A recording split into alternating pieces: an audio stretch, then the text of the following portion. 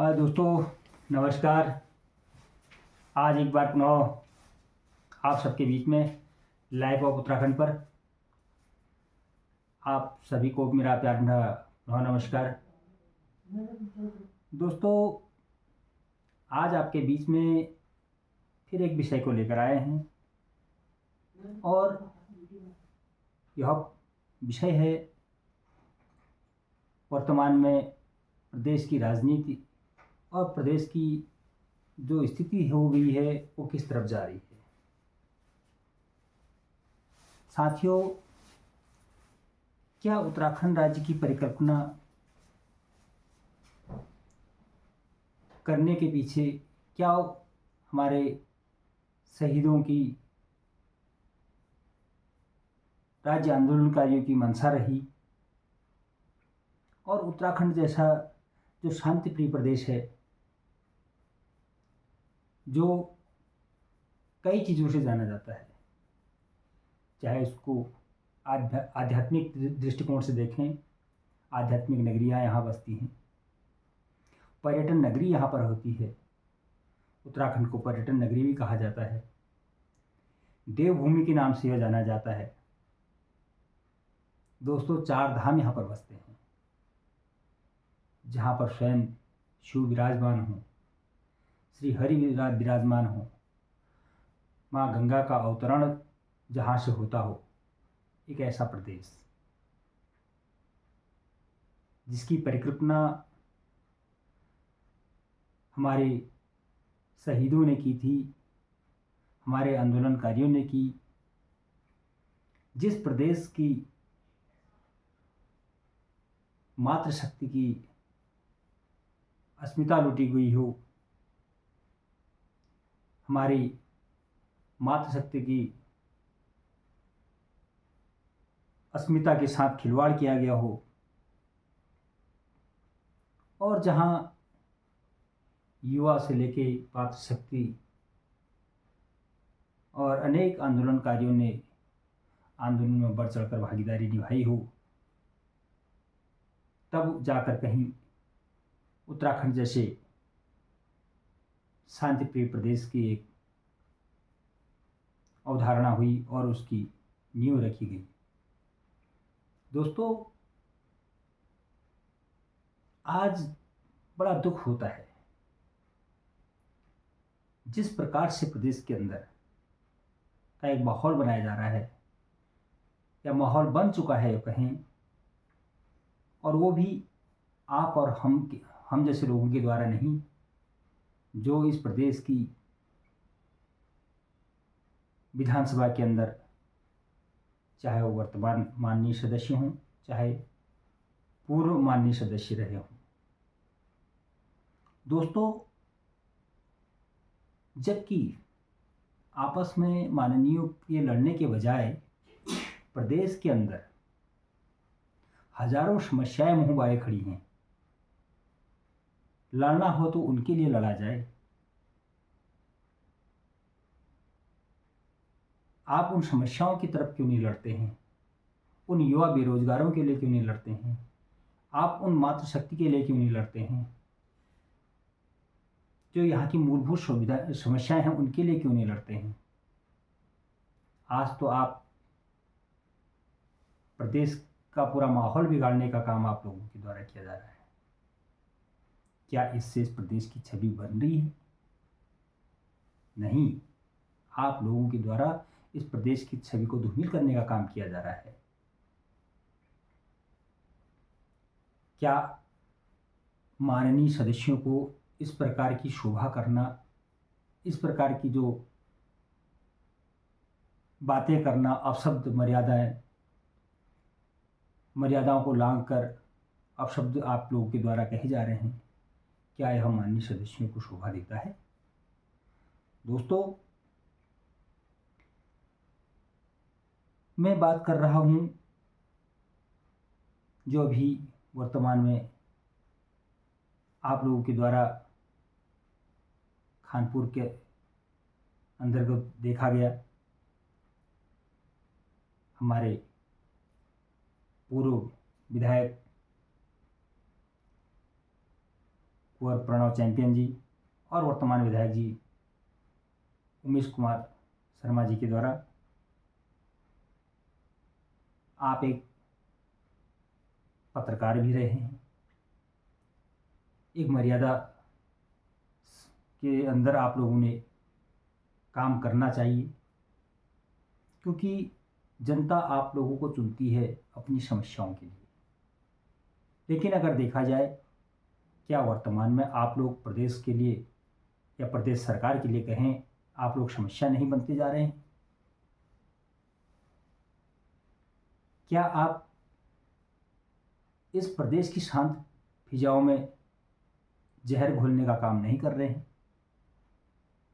साथियों, सवाल कई खड़े होते हैं। अगर मैं बात करूं, आखिर वर्चस्व किस चीज़ का? आप लोग किस चीज़ के वर्चस्व की लड़ाई लड़ रहे हैं? अपने निजी हित की या जनता की? आखिर जनता के कौन से वर्चस्व की लड़ाई आप लोग लड़ना चाह रहे हैं इस तरह से, जो आप अपशब्दों से लेके, अमर्यादित भाषा से लेकर खुलेआम गोली चलाने तक आप पहुंचे हैं?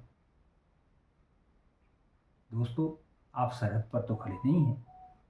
अगर आप लोगों को गोली चलाने का शौक है तो आप जाकर सीमा पर डट कर देखिए। आप सीमा पर जाइए, सीमा पर खड़े रहकर, बॉर्डर पर खड़े रहकर हमारे जो देश के पहरेदार सेनानियों के साथ खड़े रहिए, उन वीर सैनिकों के साथ खड़े रहिए। अगर आपको बंदूकें चलाने का शौक़ है तो आप वहाँ पर रहकर देश की निगरानी कीजिए। दोस्तों, क्या मैं ये पूछना चाहूँगा, आपने इस तरह के कार्य करके क्या इस प्रदेश की छवि को धूमिल करने का कार्य नहीं किया है? क्या यह प्रदेश की राजनीति के लिए शुभ संकेत हैं? एक तरफ आप अमर्यादित भाषा का भी प्रयोग करते हैं, दूसरी तरफ आप देखा जाए शासन प्रशासन को भी कुछ न समझने की बात करते हैं। सवाल कई प्रकार के खड़े होते हैं। अगर आप लोगों ने गोलीबारी की है तो किस कारण? उसका जवाब आप लोगों को देना चाहिए कि आपने जनता के हित में यह गोलीबारी की है। आप जाइए ना, बॉर्डर पर जाके आप खड़े रहिए। हमारा प्रदेश अंतर्राष्ट्रीय सीमाओं से घिरा हुआ है। आप सीमा पर जाकर लड़िए। चाइना के साथ आप लड़िए, पाकिस्तान के साथ आप लड़िए, लेकिन नहीं, आपको आपस में रहकर जो हमारे वीर सैनिक बाहर की घुसपैठियों को रोकने का काम करते हैं उनसे लड़ रहे हैं, लेकिन यहाँ पर आप अपने आपस में लड़ रहे हैं।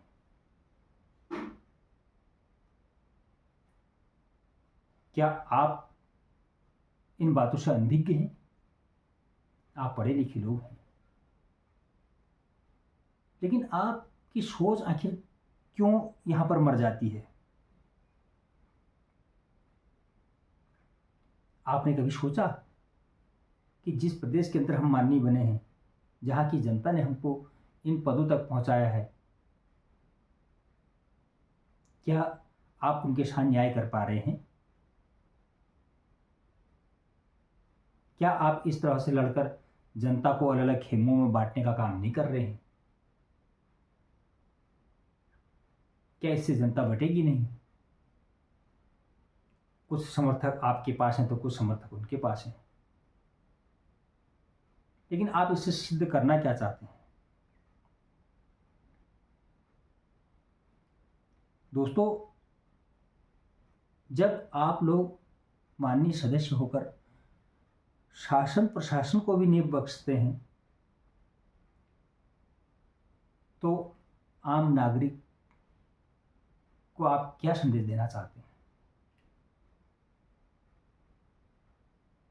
जबकि होना ये चाहिए था, आप लोगों ने आम जनता को शासन प्रशासन के प्रति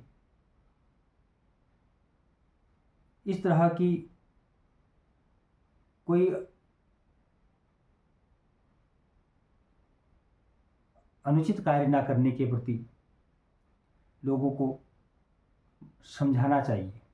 कहीं पर अगर किसी प्रकार के अनैतिक कार्य अगर होते हैं तो आपने लोगों को समझाना चाहिए कि भाई आप लोग इस तरह से ना करें। प्रदेश के अंदर शासन व्यवस्था है, कानून व्यवस्था है, लेकिन आप लोग खुद ही कानून व्यवस्था को ताक पर रखकर इस तरह का कृत्य करने पर उतारू हो चुके हैं। दुख होता है हमें भी कि हम कौन से प्रदेश के अंदर जी रहे हैं।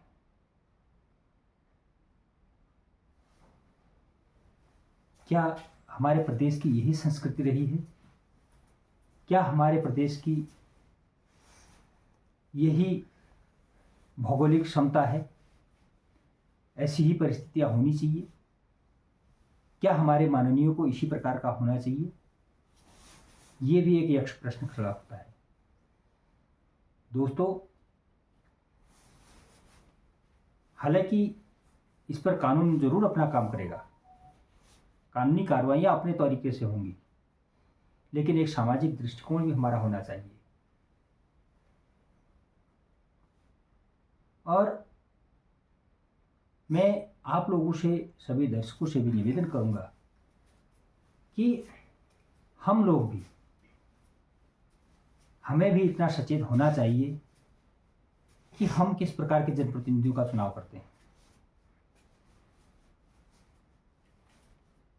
जांचना परखना भी हमारा काम होता है। जनता किसी बहकावे में ना आकर